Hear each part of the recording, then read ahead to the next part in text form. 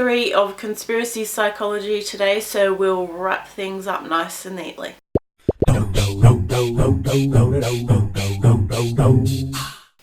Hey everyone, so finally getting part 3 out. Sorry it took so long. I've got a bit of a head cold at the moment, but I'm just going to push through and hope that I don't sound too nasty. Today is going to be just identifying a few more psychological phenomenon, fallacies and biases that flat earthers seem to exhibit a lot. So less specific research and more of a general kind of just observation of what's going on with them. The first one I wanted to get into is the emotional reasoning fallacy. So we're all guilty of this one from time to time. We come across a belief and someone else confirms what we believe about that, and it makes us feel relieved and happy. If someone disagrees with us, we can sometimes feel quite angry. Now we see the flat earthers do this quite a lot, and I have a suspicion this is because they're so emotionally invested in being a part of the online community. It exacerbates this fallacy even more for them, because if they were to accept that they were wrong, they would lose an online community that's quite important to them because of the things I've mentioned in the previous 2 series about feeling isolated and not really having a great view on the world. So as you can imagine, that makes that those online friendships just all that more important to them. So that's the emotional reasoning fallacy. So, and next I want to get into a thing called naive realism. So our common sense gets us through the day. It helps us get through basic tasks really quickly without having to think through them in great detail. And this is largely due to naive realism. And part of that is that seeing is believing. So our perceptions are our reality, and we see this with flat earthers going a little bit wrong, where they make the assumption that it looks flat, so it is flat. They're running off an intuition because that's what their senses are telling them.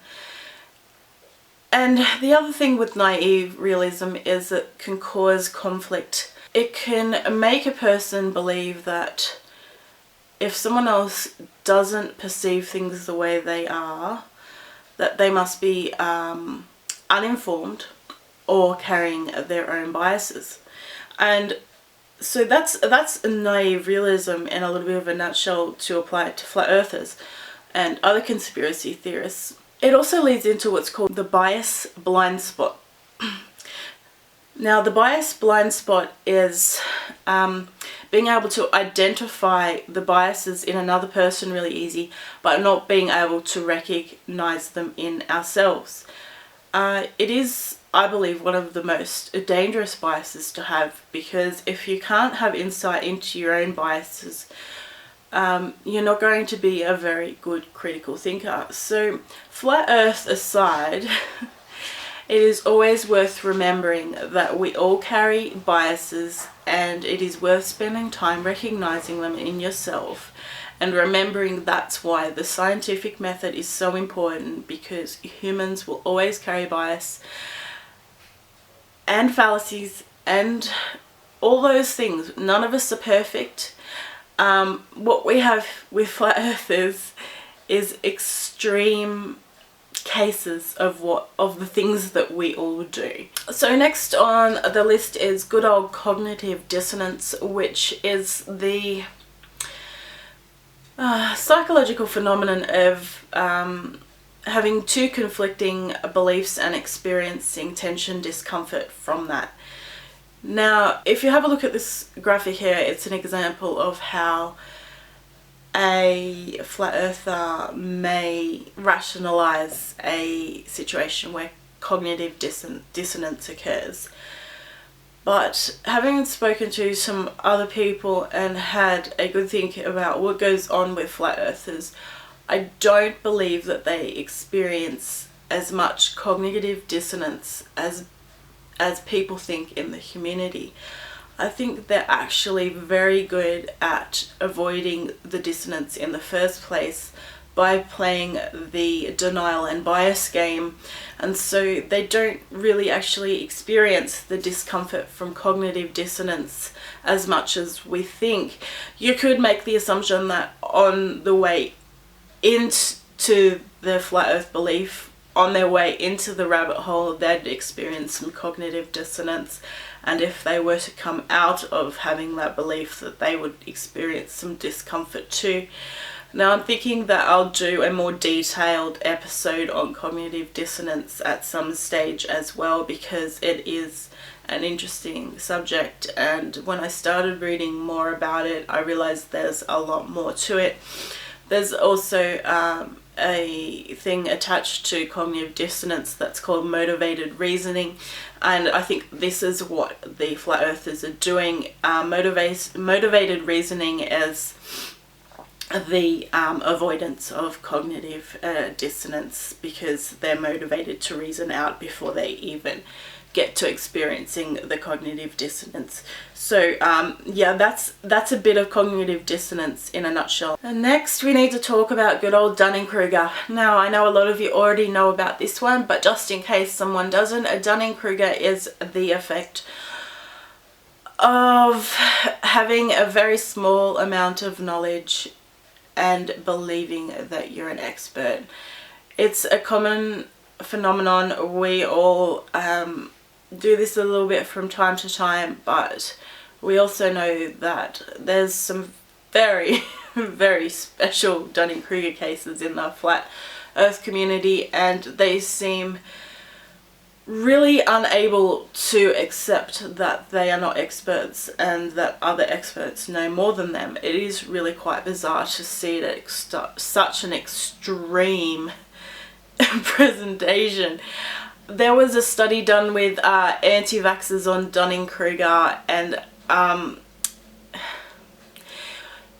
this is where it gets a little bit scary when you talk about anti-vax. So the people that strongly rejected vaccinations and thought they were dangerous, 71% of them had a bad case of the Dunning-Kruger when it came to thinking they knew more about medicine than the professionals.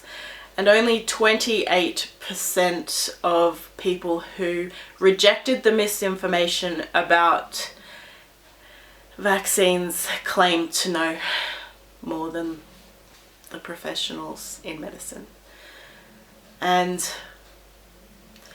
that's what we're dealing with a lot of conspiracy theories. They genuinely think they know better when they are right up the top of Mount Stupid. I have another opinion about different types of flat earths. So I think there's a few different types of flat earthers on YouTube. The first one is the Poe, or the person who is there. They've come into the flat earth community knowing the earth is a globe, believing the earth is a globe, and for whatever reason, whatever motivation it may be, they're pretending that they believe the earth is flat. Impossible to know for sure with a lot of them. I have a few inklings about who might be a Poe and who isn't, but really it's all just guessing. Now another type of flat earther is the full believer. They're in it deep. They have no doubt in their mind whatsoever, and they are really quite lost souls. The other type of flat earther is one who might have been around for quite a while, and they've been presented with a lot of the evidence that supports the globe, and so they've had to do a lot of mental gymnastics to stay in the belief. And I think what's happening with these ones is that on some level they know they're wrong, but their denial is just so great that they're not even going to admit it to themselves, let alone someone else. And then there is the other type of flat earther that has actually been around long enough to actually prove it to themselves and others with like a gyroscope or something similar. that they were wrong, and they're invested for other reasons. So perhaps in private they might admit that they were wrong, but they're going to keep the act up in public. So they came into it fully believed the earth was flat, and at some stage their brain broke, they figured it out, and they're so dishonest.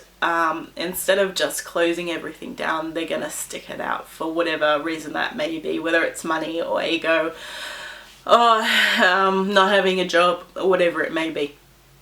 So that's a few different types I see floating around. And if you're talking to a flat earther, I think it helps if you know where in those categories that they might fall. But of course, a lot of the time you're probably just guessing, just like me. To sum up all three parts, I think the most important takeaway from all of this is to look after yourself when it comes to talking to these people. Like, don't get personally invested yourself, because that's not good. It's a bit of a lost cause there. I mean, you can do your bit, and I think it's still important, but I think the real reason we're here is to make sure that their misinformation is countered for anyone who may be sitting on the fence. And the biggest issue with them is their core belief that authority cannot be trusted, and that authority is covering up all sorts of things, and that's where the real problem is. And you're not going to change any of their minds unless you can get to that core belief. And from what I've read, even the research isn't really sure about the best way to go about that, and we are talking about professional therapy. So that's it for conspiracy psychology. There will be more to come in this area, but that is the series kind of wrapped up in 3 parts, and I'll definitely get into some more specific topics in one video, like cognitive dissonance. So I'm really glad to have you here, and please sub, like and share if you enjoyed this series. I have enjoyed going down a few rabbit holes of research, and I'm really glad to wrap it up, because now I want to move on to something a little bit more fun and silly and debunking. And I'll catch you all again soon. Thanks so much.